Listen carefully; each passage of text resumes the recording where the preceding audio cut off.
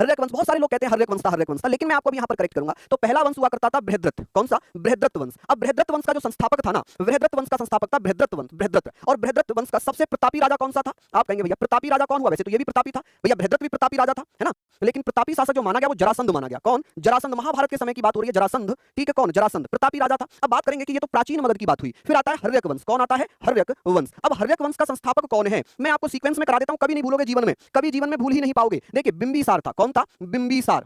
बिंबिसार ने हर्यक वंश की स्थापना कर दी। अच्छा, अंतिम शासक, ये तो संस्थापक है, ये तो कौन होगा? संस्थापक हो जाएगा। चलिए अब यहां पर बताइए कि अंतिम शासक कौन था? अंतिम, मैं इसमें आपको लॉजिक भी समझाऊंगा। अंतिम शासक कौन है? कौन कौन भैया बताएंगे कि हर्यक वंश का अंतिम शासक कौन था? तो इस वंश का जो अंतिम शासक था ना जी, उसका नाम क्या था भैया? उसका नाम आप लोग मुझे जरूर बता दीजिए। आप कहेंगे उसका नाम था नागदशक। क्या नाम था? नागदशक, ठीक है। अब जब नागदशक है तो नाग की हत्या भी नाग करेगा, नाग की हत्या भी कौन करेगा? नाग करेगा। तो नागदशक की हत्या, इसकी हत्या किसने की थी? इसकी हत्या की थी भैया किसने? आप कहेंगे शिशुनाग ने। किसने की थी? शिशुनाग ने। चलिए, यानी कि नाग ने नाग की हत्या कर दी, ठीक। तो शिशुनाग ने नागदशक की हत्या करी। और हर्यक वंश के बाद जो राजा बना उसका नाम कौन था? कौन सा वंश आया था? शिशुनाग वंश। प्लीज 2 मिनट लगेंगे, लेकिन ये आपको जीवन में याद हो जाएंगे। शिशुनाग वंश। अब इसका संस्थापक बताइएगा जल्दी से, संस्थापक कौन था? संस्थापक था शिशुनाग। कौन था? आप कह रहे हैं भैया संस्थापक था शिशुनाग। जल्दी जल्दी से लिखिए। और अगर अंतिम शासक पूछा जाए, अंतिम शासक कौन था? फटाफट से बताइए जल्दी से। आप कहेंगे भैया अंतिम शासक था महानंदन।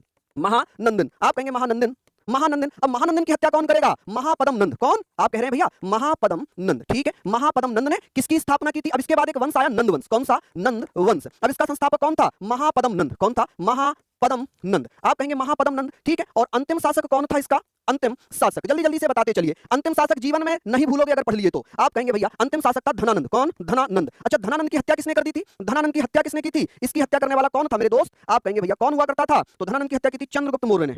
Chandragupta Maurya. What is she doing? अब चंद्रगुप्त मौर्य ने किस वंश को जन्म दिया? मौर्य वंश। नंद वंश के बाद मगध पर कौन सा वंश आया? मौर्य वंश। अब जब मौर्य वंश आया है तो यहां पर आप मुझे बताइए कि सर मौर्य वंश का संस्थापक चंद्रगुप्त मौर्य। कौन? चंद्रगुप्त मौर्य। क्या यहां पर आपने लिखा चंद्रगुप्त मौर्य? और अंतिम शासक कौन था? बृहद्रथ था। कौन सा? ये अलग बृहद्रथ हो जाएगा, कभी ये वाला समझ बैठो। अब इसकी हत्या किसने कर दी? इसकी हत्या किसने की थी? इसकी हत्या की थी भैया किसने? पुष्यमित्र शुंग ने। किसने? पुष्यमित्र शुंग। अब पुष्यमित्र शुंग ये कौन था? मौर्य वंश के बाद आता है शुंग वंश। कौन सा आता है मगध में? शुंग वंश। क्रम याद रखिएगा, शुंग वंश। इसका संस्थापक पुष्यमित्र शुंग। कौन? पुष्यमित्र शुंग। आप यहां पर लिखिएगा पुष्यमित्र शुंग। और अंतिम कौन सा था? देवभूति। कौन था? देवभूति। अब देवभूति की हत्या किसने की थी? देवभूति की हत्या की थी वासुदेव ने। अब ये वासुदेव कौन था? ये वासुदेव कौन था? आप कहेंगे वासुदेव ने कर्णव। शुंग वंश के बाद आता है कर्णव वंश। कण्व वंश। कण्व वंश का संस्थापक कौन था? प्लीज बताइए। आप कहेंगे भैया कण्व वंश का जो संस्थापक था उसका नाम क्या था? आप कहेंगे भैया उसका नाम था सुशर्मा। या भैया वासुदेव। आप कहेंगे वासुदेव। संस्थापक कौन है? वासुदेव। और वासुदेव संस्थापक है तो अंतिम शासक कौन होगा? सुशर्मा। सुशर्मा कह लें, आप कहेंगे सुसीम कह लें। सुशर्मा सुसीम एक ही नाम हो जाएगा, सुसीम सुशर्मा। अब इसकी हत्या किसने कर दी थी? इसकी हत्या कर दी भैया सिमुक ने। सिमुक कह लें, सिमुक कह लें। अब ये सिमुक किस वंश को जन्म दे रहा है? ये भैया कण्व वंश के बाद आता है सातवाहन वंश। सातवाहन वंश। अब ये मुझे बताइए कि इसका संस्थापक कौन होगा? सिमुक। कौन होगा? सिमुक। और अंतिम शासक होगा विजयालय। अब ये क्या रिवीजन हुए या नहीं हुए, ये मुझे बताइए। बताइए। ये आपको लग रहा होगा कि अभी 2 क्वेश्चन में आधा घंटा चला गया, लेकिन क्या ये 2 क्वेश्चन है? मैं कह रहा हूं कि ये कम से कम 10 से 12 क्वेश्चन आपके सही हो गए। प्लीज ईमानदारी से बताइए, क्या आपको लग रहा है कि ये 2 क्वेश्चन ही है? नहीं ना।